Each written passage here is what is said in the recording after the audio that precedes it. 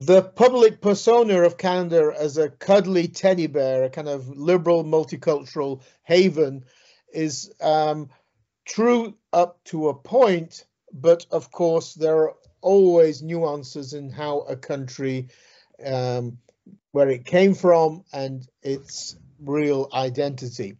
I say this because now 24 years ago, when we moved to live in Canada, I found out about the other side of Canada, shall we say, the more, in many ways, intolerant side of Canada's history. One of the areas that people might be very surprised about is the Jewish question, and the only way I was able to find out about this was that the house we purchased in the spring of 2001 in the lovely area of Cabbagetown in the center of Toronto. Cabbagetown is allegedly the biggest concentration of Victorian houses in North America. This house we purchased went back to the 1880s, but we purchased the house from Martha Richler, the daughter of the very famous and well-known Canadian writer Mordecai Richler. At the time in 2001, we had not heard, our mistake, we had not heard of this Canadian writer and had not realized how big a name he actually was. So it was a bit surprising to find out we were purchasing the house from his daughter. What was actually more interesting was then digging into this and finding out that Mordecai Richler was born in Montreal, which of course was the preeminent city of Canada until the early 70s. Why until the early 70s? Because in 1974, separatists in Quebec first came to power, and it led to a major transformation, particularly of Montreal, and of course as well, the knock-on effect was Toronto. Toronto was nicknamed prior to that as Hogtown. It wasn't a big place, but since the mid-1970s, Toronto has replaced Montreal as the preeminent city of Canada. Why did that happen? Well, once the separatists took power in 1974, there was a fear amongst many big businessmen, bankers, financial sector, that they would break away from Canada. And so Montreal went into decline for quite a few decades after a large proportion of its economy fled to Toronto. So Toronto went on the up.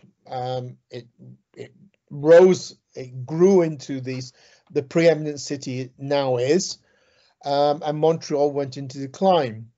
A pity, because of course Montreal is a much prettier city than Toronto. But nevertheless, one aspect of this is, and going back to the Mordecai Richler question, is of course the Jewish question, which is not something that many people outside Canada know about. Mordecai Richler was Jewish Canadian from Montreal, and like a lot of Jews who lived in Montreal at the time, they tended to align with the Anglophone community in Montreal.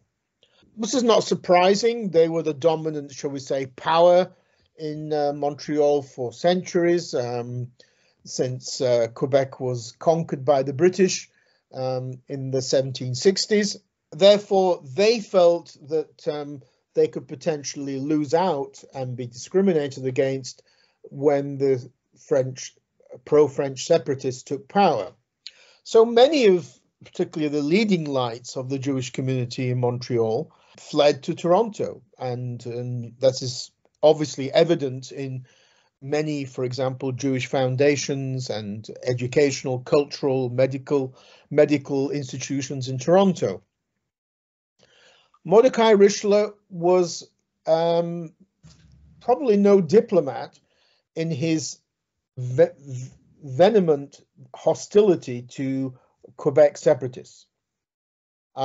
He was a staunch Anglophile. He lived for a huge proportion of the year in London, I think during Canada's winter. He often wrote quite a few disparaging articles, books about Quebec separatists, even to the extent that when he passed away, whilst we still lived in Canada, the Quebec French separatist government and political forces boycotted his funeral. It's interesting because this, not only that this is a kind of an aspect of Canada that's not really talked about, but it's also must be another reason why Toronto changed at the same time as Montreal changed. Toronto, after all, today is a very different city to what it was back in the 70s, 60s, and probably 80s. When the Chair of Ukrainian Studies was established in 1980 at the University of Toronto, neither the Department of History or the Department of Political Science wanted the chair. Ukrainians and East Europeans were kind of seen still as barbarians or uncultured peoples from the East, by still a very strong kind of Anglophone, British, kind of waspy elite that still then controlled the University of Toronto. Of course, 40 years on, that's no longer the case. But one has to remember at the time, up until around the 70s, maybe in through to the 80s, that the biggest parade of Orangemen outside Northern Ireland was in Toronto. What are Orangemen? The Orange sect, Orange Order, is an extreme Protestant, pro-Protestant movement, sometimes linked with Freemasonry, very, very predominant in Northern Ireland, where, of course, it was involved in the sectarian troubles, the conflict there that lasted from the late 1960s through to the late 1990s. The origins of these Orangemen coming to Ontario, in particular, lie in the fact that they were pro-British at the time of the American Revolution. They were the Empire Loyalists, as they were described. Many of them were Lowland Scots, Northern Irish, Presbyterian, that also had a big impact on Ontario's culture at the time. One of the negative aspects of that is state control of the selling of alcohol in Ontario. And that kind of waspy, very British, very kind of intolerant in many ways, Toronto completely changed from the 1980s. And probably one of the reasons it changed was this influx of new people from Montreal and abroad that moved into Toronto. And so I think my wife and myself bumped into, by chance, an Orange parade whilst we lived in Toronto, and it was quite small and quite pitiful. So I don't know where these Orangemen have all fled, but they obviously no longer seem to want to publicly show themselves. But there was another example in my time in Canada of this kind of intolerance was actually in Quebec. The intolerance wasn't just on one side of the equation, the waspy side, it was also on the Quebec French side. And one of the strange aspects of this is that the Quebec separatists that came to power were actually quite left-wing. And then you wonder, how could left-wing political forces be anti-Semitic? Well, we've had that same experience in Britain when Jeremy Corbyn ran the Labour Party. The far left's so-called anti-Zionism can often translate into a kind of a camouflaged anti-Semitism. And in the case of these left-wing Quebec separatists, they saw not so much in racial tones, but certainly in socio-economic terms, the Jewish community in Montreal as being allies of the British establishment that ran there, and therefore they saw an inherent conflict. When we lived in Canada, I applied for the position of Chair of Ukrainian Studies at the University of Ottawa, and to my surprise, the shortlist that was created only included 2 people. This must be the shortest shortlist ever in any academic hiring. And the reason why it was such a shortlist was because the Francophone pro-separatist or Francophone establishment that controlled the Department of Political Science at the University of Ottawa demanded that any person who was hired had to be a French speaker. Now, as there were only 2 people in the entire Western world who did contemporary Ukraine and were French speakers, hence the shortlist only included two people, and why Dominic Carrel, who is from Quebec, got the position. But I mean, this is an example of how this was a very uncompetitive job hiring there.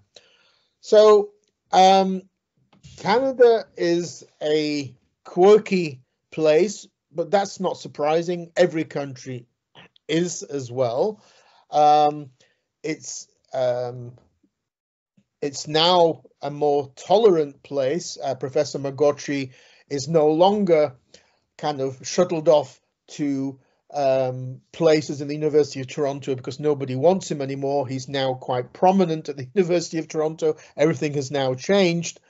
But what took place in the early 1970s with the coming to power of Francophone separatists had a profound impact on the country, because what it meant was this beautiful city of Montreal went downhill, and Toronto exploded into a massive city of 4 million plus people.